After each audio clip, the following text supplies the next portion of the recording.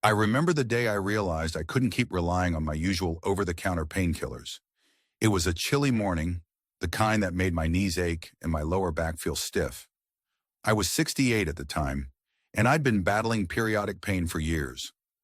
I'd pop a few pills, wait for the dullness to take over, and continue on with my day.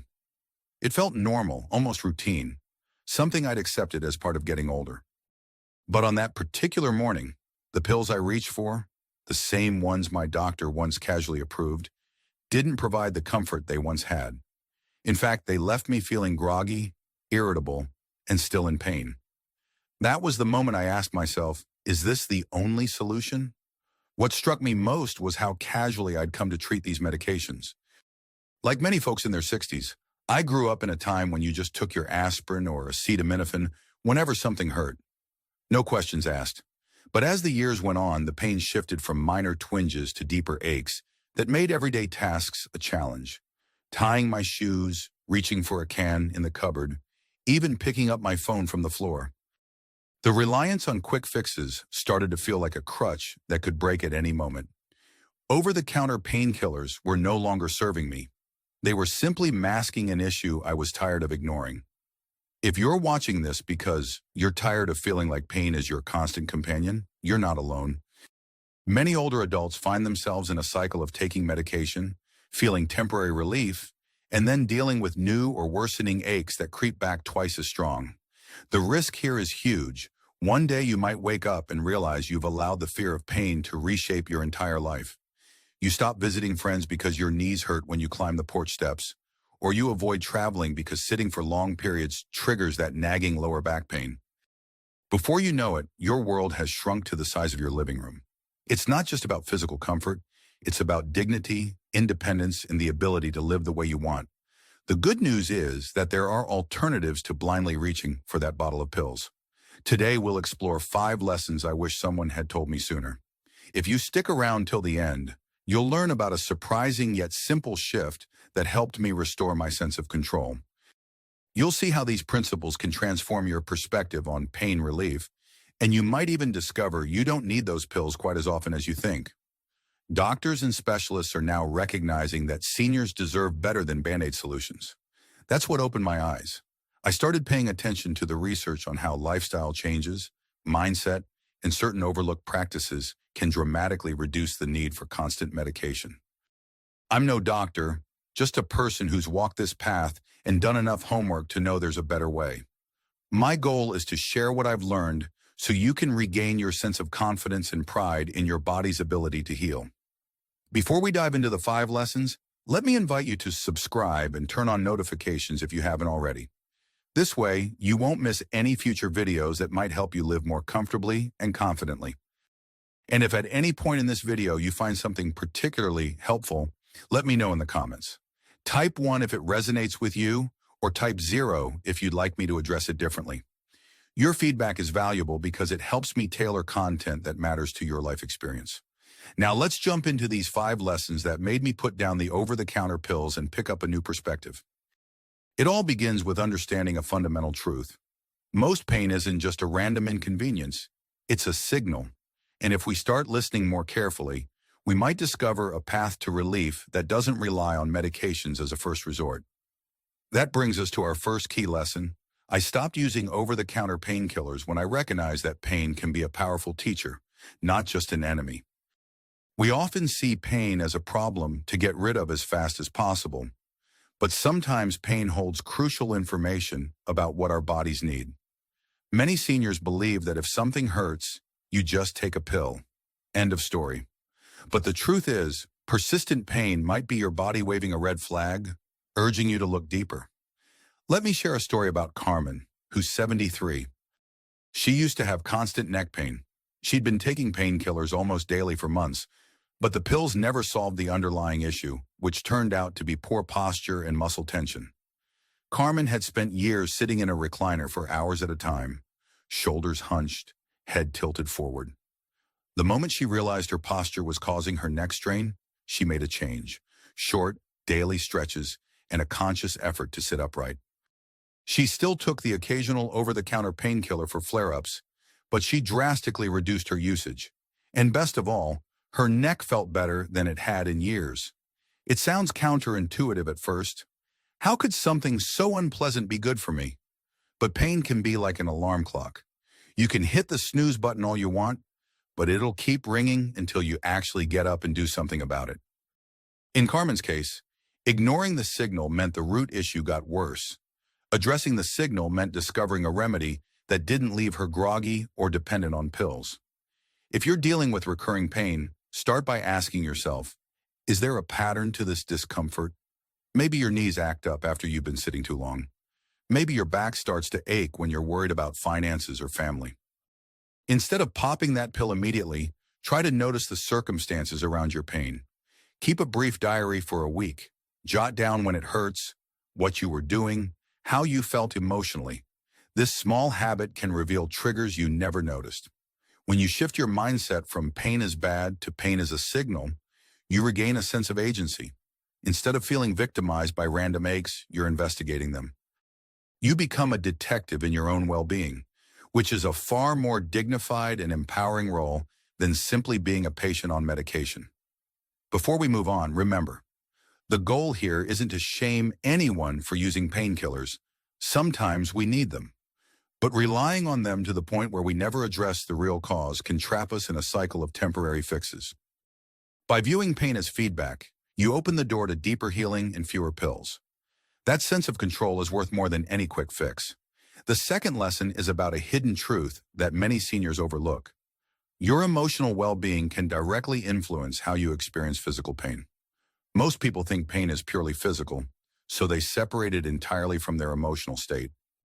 But there's a reason doctors sometimes say stress can make everything worse. Anxiety and worry often turn mild discomfort into severe anguish, leaving you with the sense that something is deeply wrong. Take Harold, for instance, a 74-year-old widower who developed chronic headaches after his wife passed away. For months, he treated the headaches with the usual over-the-counter painkillers, but the relief never lasted. Then in a grief support group, Harold discovered something unexpected. When he shared his feelings of loneliness and sorrow, his headache intensity dropped noticeably. It wasn't that the headaches vanished overnight, but admitting his emotional pain reduced the tension that was contributing to his physical discomfort. Soon, Harold realized that sometimes he just needed a moment of calm or a heartfelt conversation more than he needed another pill. Many seniors fall into the misconception that emotions are irrelevant to physical health. They believe, if it hurts, it's just my body, not my mind or heart. But here's the surprising truth. The nervous system, which processes pain, is intimately connected to our emotional states. Stress chemicals like cortisol can make your muscles tighten, reducing circulation and increasing pain sensitivity. On the flip side, calming hormones like endorphins can help your body relax, easing discomfort. So what can you do? Try simple relaxation techniques. Maybe spend a few minutes each morning focusing on slow, deep breathing. Or consider finding a friend or a group to talk with about the challenges you're facing. This emotional outlet can prevent build-up tension from translating into physical pain. You might also explore gentle movement like Tai Chi or mindful stretching that encourages both mental tranquility and physical relief. The payoff? You could see a noticeable decrease in how intensely you feel pain, and you might just find you need fewer pills as a result. The real beauty of this lesson lies in the emotional benefit. Knowing you can influence your pain by tending to your emotional well-being fosters a deep sense of dignity. Instead of feeling that your body is betraying you, you realize it's simply responding to emotional signals. By tending to your mind, you nurture your body. It's a holistic approach that puts you back in the driver's seat of your life. If you're still watching and finding these insights valuable, leave a comment with the number 2 to let me know you're here. And if you haven't subscribed yet, I recommend you do that now so you don't miss any future videos. Your support means a lot, and it helps this community grow. That leads us to a third insight I wish I'd known a decade ago. Many over-the-counter painkillers can mask not just pain, but also important opportunities for your body to heal in a more natural way. For years, I believed the more advanced the medication, the better off I'd be. After all, technology is meant to make our lives easier, right? But there's a catch to constantly reaching for pills.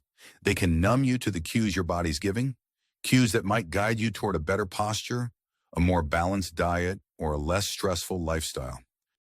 Consider Linda, who's 73. She suffered from joint pain that flared up every time she climbed the stairs in her home. Instead of paying attention, she'd preemptively swallow a couple of pills before tackling the steps. Yes, it dulled the pain temporarily, but it also prevented her from hearing what her body was trying to say. You're wearing the wrong type of shoes and you need to strengthen your thigh muscles to reduce stress on your knees. One day she forgot to take her pills and felt a sharp twinge halfway up the staircase. That little jolt convinced her to look for alternative solutions. She switched to supportive shoes and started simple quad strengthening exercises. Within a few months, she not only reduced her pain, but also gained enough confidence to start daily walks in the neighborhood. The common misconception is that if the pain is gone, the problem is gone. In reality, painkillers often provide only temporary relief, potentially encouraging you to ignore underlying imbalances. The surprising insight is that mild to moderate pain can be a valuable guide. Of course, nobody wants to suffer needlessly, but acknowledging pain at its onset allows you to address the source rather than the symptom. A practical step is to set a personal threshold. If the pain is mild and you can manage it with a non-medical approach, try that first for a day or two. Gentle stretching, a warm compress, or even a brief rest might suffice. If the discomfort doesn't ease or grows worse, then it's time to explore further steps. This approach encourages you to be proactive rather than reactive. There's a profound emotional benefit in giving your body room to speak up. You start to see yourself as resilient, capable of understanding and nurturing your physical self. Rather than popping a pill and moving on, you lean in, recognizing the signals that let you preserve your independence. Think of it as the difference between patching a leak with duct tape or actually repairing the pipe. One is quick but temporary. The other offers lasting resolution in the pride that comes from taking care of your home, your body in a responsible way. Let's move forward to the next point, because it builds on this idea of addressing core issues rather than simply quieting them. The fourth lesson that convinced me to stop relying so heavily on over-the-counter painkillers is that our daily habits often do more harm or good than any medication can. Pills are a short-term fix, but lifestyle is the long-term solution. I used to believe that since these were over-the-counter meds, they were safe enough to use often. But I overlooked how certain habits, like staying seated for too long or carrying extra weight around my midsection, were magnifying my discomfort. No pill, no matter how potent, can counteract a daily routine that strains your body. Consider Richard, a 77-year-old I met in a local community class on healthy living. He had been battling persistent lower back pain for years. His day looked like this: wake up, have breakfast, sit in front of the TV for most of the morning, take a nap after lunch, and then maybe walk to the mailbox in the afternoon, if he felt like it. Anytime his back started to ache, he'd grab a couple of pills. But guess what was really keeping him in pain? Lack of movement. When Richard finally decided he wanted to go on a vacation to see his granddaughter, his back pain threatened to ruin the experience.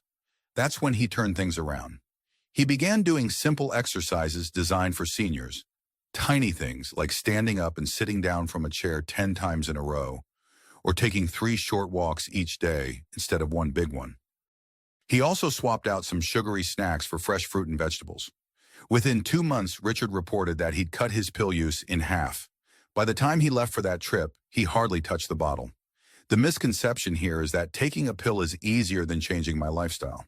And yes, lifestyle changes can be daunting at first, but the surprising truth is, a few modest adjustments can reduce your pain far more effectively and sustainably than you might think. Whether it's gentle daily exercise, adopting an anti-inflammatory way of eating, or simply replacing 1 hour of TV time with an hour of light stretching, these small steps add up. Try this. Pick one aspect of your routine you suspect might be contributing to your pain. Maybe you sit too much, or you don't hydrate enough, or you snack on foods that cause inflammation. Make a commitment to change that one habit for a week. Track your results. You'll likely notice a tangible difference in your pain levels, not to mention your mood and energy. Emotionally, making a lifestyle change that relieves pain fosters a sense of accomplishment that no pill can provide. You'll feel proud, like you've earned your freedom from that nagging ache. It's the difference between believing you have no control over your body and proving to yourself that you do.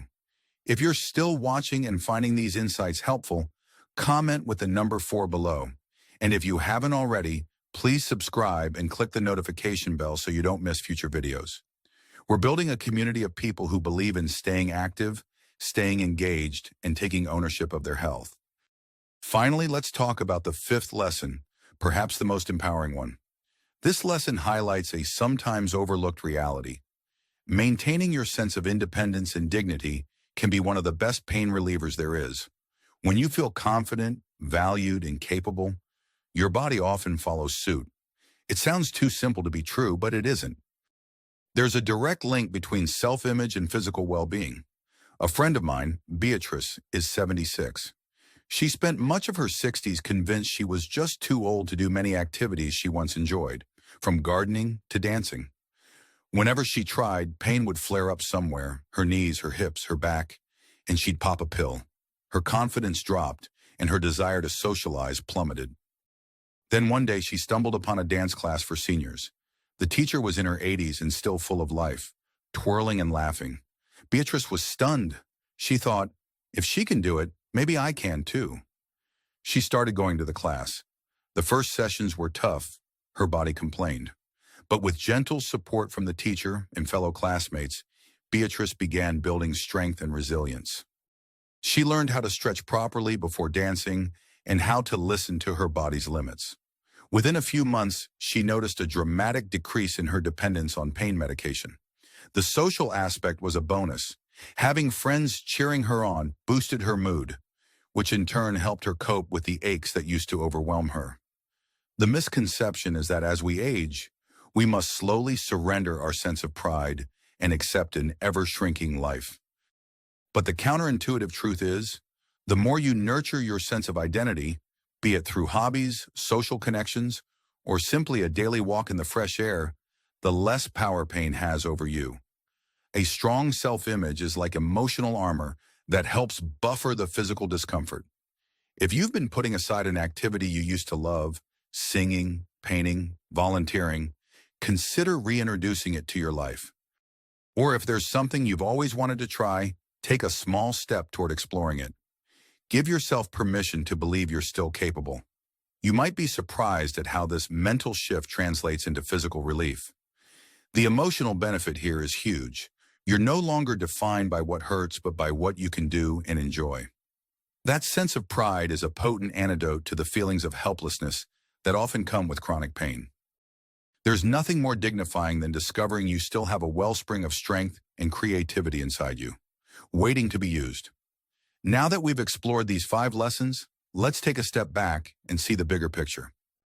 You've learned that pain can be a signal, that emotional well-being matters, that masking pain can hide important information, that lifestyle changes often beat pills, and that preserving your dignity can alleviate discomfort in ways medicine can't always touch. Think about what might happen if you don't implement these lessons. You could remain stuck in a cycle of pain, quick fixes, and ongoing frustration. And over time, that can chip away at your sense of independence. You might wake up one morning and realize you've let fear and discomfort rule your life, keeping you from embracing the activities and relationships that bring you the most joy. On the other hand, imagine if you took even one of these lessons to heart.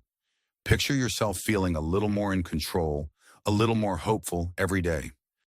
Maybe you wake up and do a few gentle stretches. You recognize that today's aches are telling you to adjust your posture or take a break from that heavy gardening.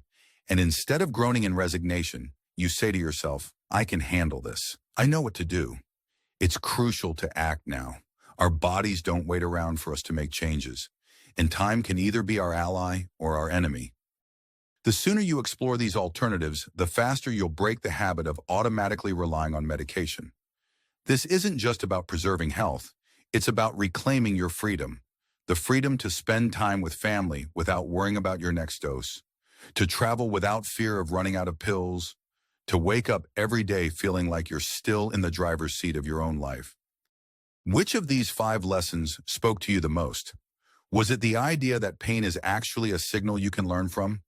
Or maybe the concept that your emotional well-being is just as important as what's happening in your muscles and joints?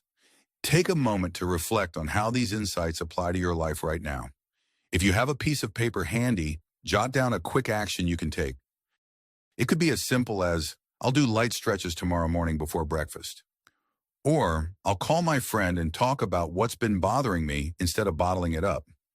Think about how your day might unfold differently once you apply even one of these changes. Maybe you'll sleep better tonight, wake up feeling just a bit more optimistic, and decide to do those stretches rather than immediately searching for the pill bottle. Over time, each small decision accumulates. It's like watering a plant every day. Eventually, you'll see growth, and your new habits will flourish into a lifestyle that supports less pain and more confidence. Now, I'd love to hear from you. In the comments below, share one thing you learned today and how you plan to use it in your life. Your insights might inspire someone else who's going through a similar challenge. And if you enjoyed this video, please like and subscribe. That simple click of a button helps our community grow and keeps me motivated to share more of these experiences.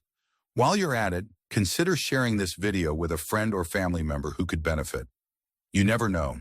This might be just the encouragement they need to step off the medication roller coaster and start exploring new avenues of relief. Remember, the power to change is in your hands. It's never too late to discover new ways of handling pain, ways that preserve your sense of pride and dignity. Whatever your age, your body and mind are more adaptable than you might think. I want you to wake up tomorrow with the conviction that you're capable of leading a life that's not dictated by pain, but guided by purpose and possibility. Thank you so much for watching. I appreciate you spending this time with me and opening your mind to new ideas. If you take just one step toward a healthier approach, be it a gentle stretch, a calming breath, or a phone call to a loved one, you've already begun this journey. I look forward to hearing your stories and learning how these 5 lessons help you regain control and confidence in your daily life. You deserve to live each day with a sense of dignity and pride. And the best part is, you can start making that a reality right now, simply by choosing to look beyond the pill bottle. I'll see you in the next video.